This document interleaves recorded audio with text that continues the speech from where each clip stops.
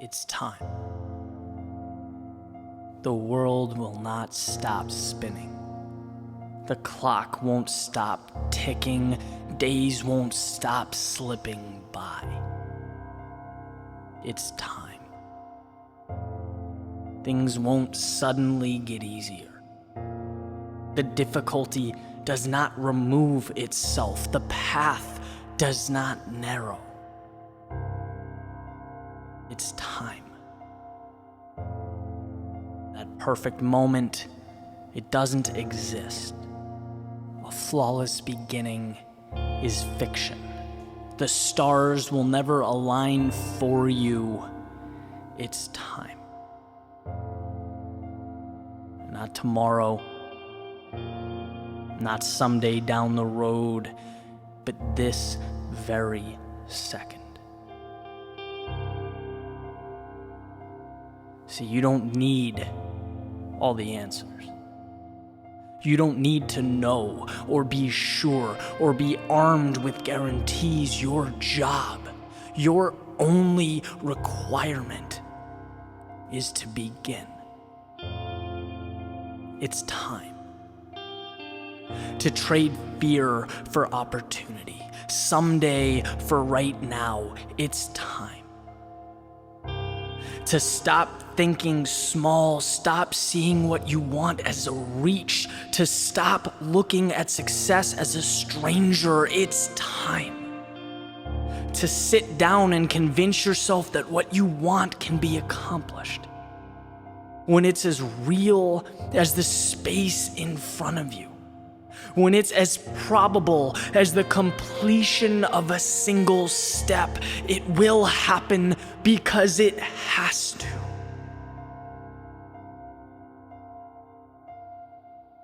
It's time.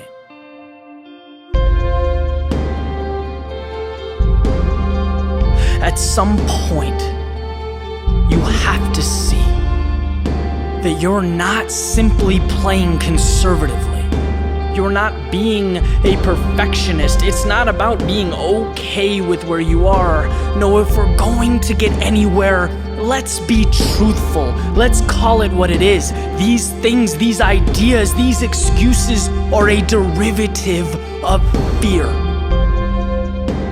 The problem with possibility is that it's incredibly hard to quantify. Technically, if you've never had it, you've never lost it. And that is how we rationalize staying where we are.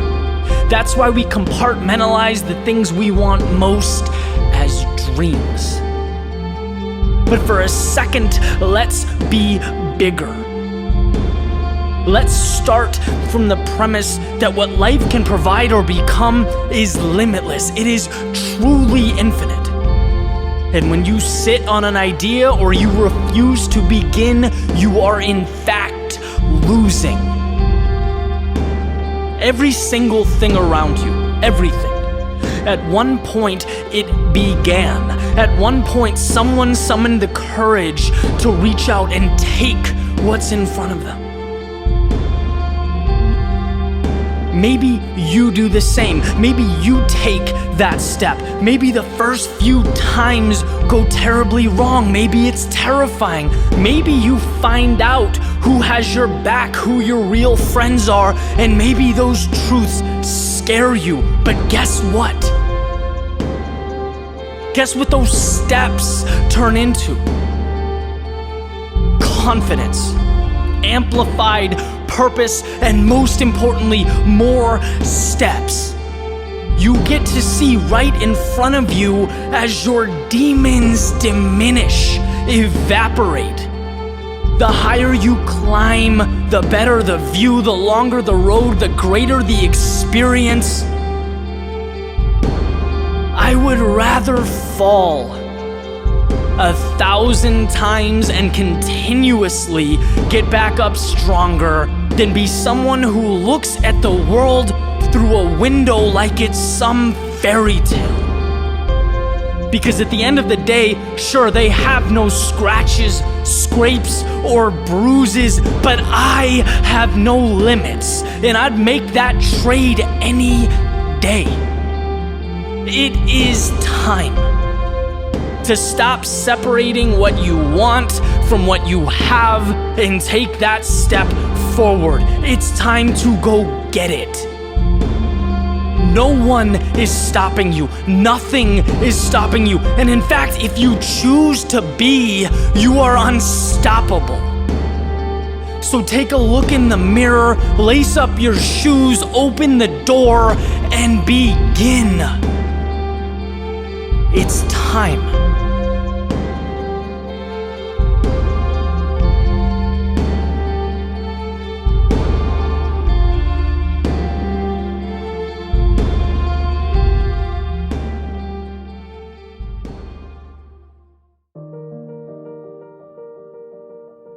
There's a saying that will always be true.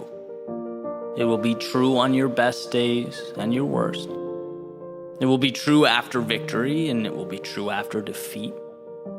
It will be true when you have momentum, and it'll be true when you're down on your luck, doing everything in your power to create momentum. That saying is, your future begins now. Hey, on the surface, might not seem like much.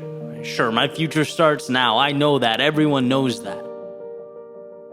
Well, if that's true, if everyone does in fact know that, why do we spend so much time stuck, reliving our past, unable to break free?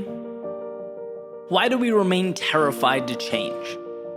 Why do we feel such a connection to who we were, how others saw us? Why must we remain loyal to the character we've been playing in our mental autobiographies? See, here's the thing about the past and the future. One is fixed, can't be changed, and the other, well, it's waiting for you to tell it what it is. One is expired time, one is planned to be determined. And it's interesting how we continue to conflate the two. Epictetus has said that the more things we value outside of our control, the less control we have. Well, I'm going to be the messenger here, relaying the precious truth that yesterday is in fact out of our control. What can be controlled is where we go from here. The next step. Meaning today is not your failures. It's where you take those lessons. It's not your mistakes, but it's what the stronger you can now endure because of them. It's not the dreams you let slip away, but where your pursuit might take you now.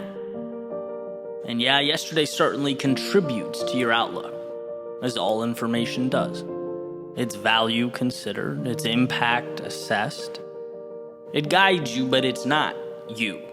And that difference is astronomical.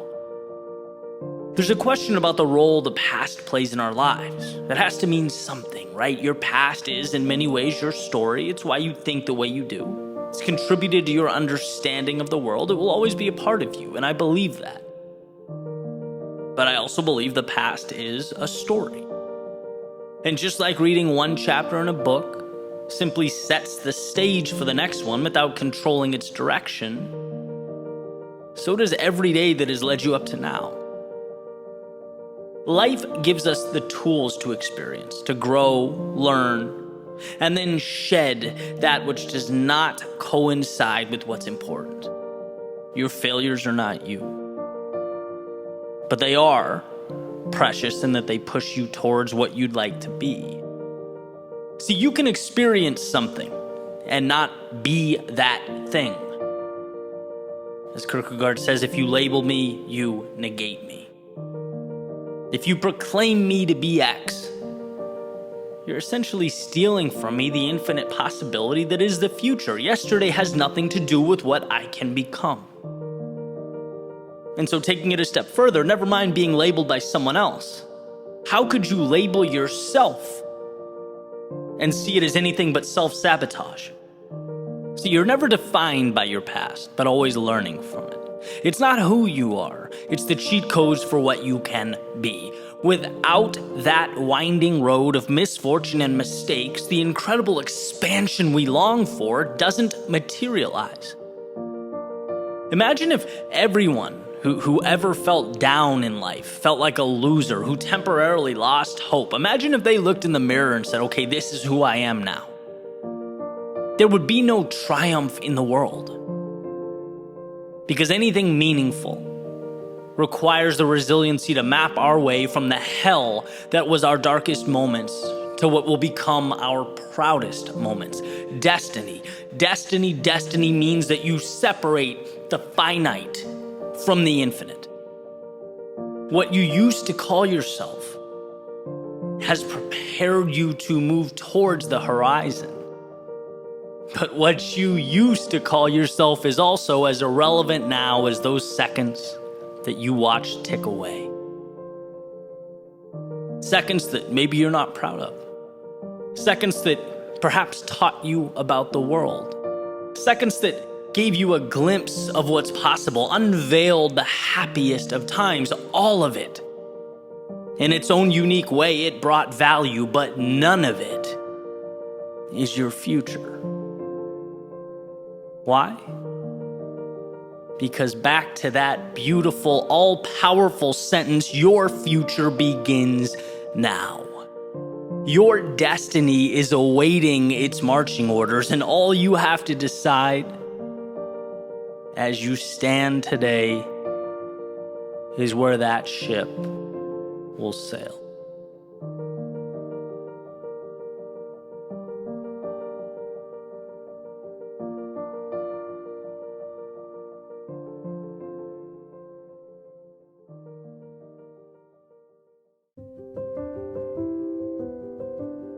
I was recently reading a book called The Boys in the Boat, about 9 American rowers from Washington that won gold in the 1936 Olympics. And there's this incredible exchange at one point in the book between the main character, Joe, who's part of that historic boat, and a man named George Pocock, who was not only a brilliant rowing mind that helped the team out, but he also had his own business crafting and making the boats, or rowing shells, as they were called, and he would make them and send them to schools all over the country. And so Joe's deal is that he's this natural talent, right? Strong kid, tough as nails, but just seems to lose his composure from time to time, right? When he's in the boat, there are these moments of jaw-dropping excellence, unprecedented speed across the water, and then there are moments when he loses his focus, and the boat sort of follows suit, right? They're inconsistent. And so George Pocock, being the rowing expert that he is, made a commitment to see if he could help Joe figure that out, right? The mental game. So he calls Joe into his shop, and he starts showing him how he puts together these highly coveted boats, showing him the tools and the pieces and how it's nothing short of an art. He has sort of this divine respect for his craft.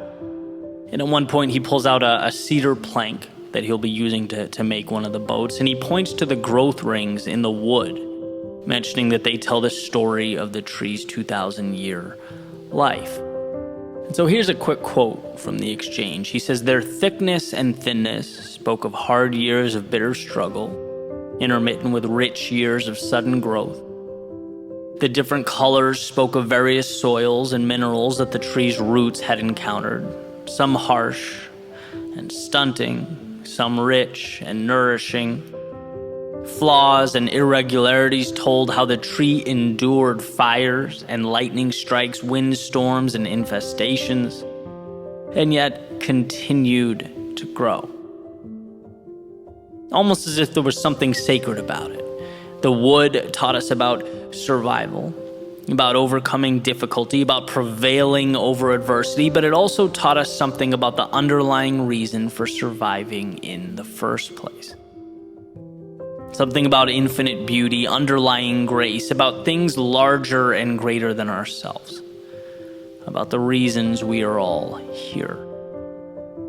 I paused after reading that and thought for a minute or two, what is it about those rowers crossing the finish line after giving everything they have that touches us so deeply? What is it about a cedar tree standing the test of time, those 2,000 years of adversity, only to triumphantly pierce the sky when all is said and done? It moves us because it tells us what we already know, yet forget. In our hearts believe, but often fail to see. That we are greater than the sum of our parts. Ernest Becker, when he was touching on the aspect of the human predicament, he famously noted that we are simultaneously worms and gods, earthly and divine. And I think it's in those moments, the crossing of finish lines, the times we did more than we ever thought possible, or looked back and smiled about all we overcame. It's in these times we're able to transcend the mundane, the everyday. We're able to remind ourselves that sure, some aspects of us are merely human, but no aspects are ordinary. The greatest power one can witness is that of the human spirit, bending but never breaking, making light of the odds and an example of the predictable. So know that whether now is difficult or not, it's part of your journey, a defining chapter in the incredible story of your life. And if you find yourself up, cherish that. It's more precious than gold. If you find yourself down, remember that you'll look back on this growth ring of your life and be grateful that it gave you that which smooth sailing never could. Because at the end of the day, all you have is what's in front of you, the next move, the next step, and the faith that all these little pieces will someday mean something, that standing the test of time will speak for itself. At your finish line, whatever that may be, it will.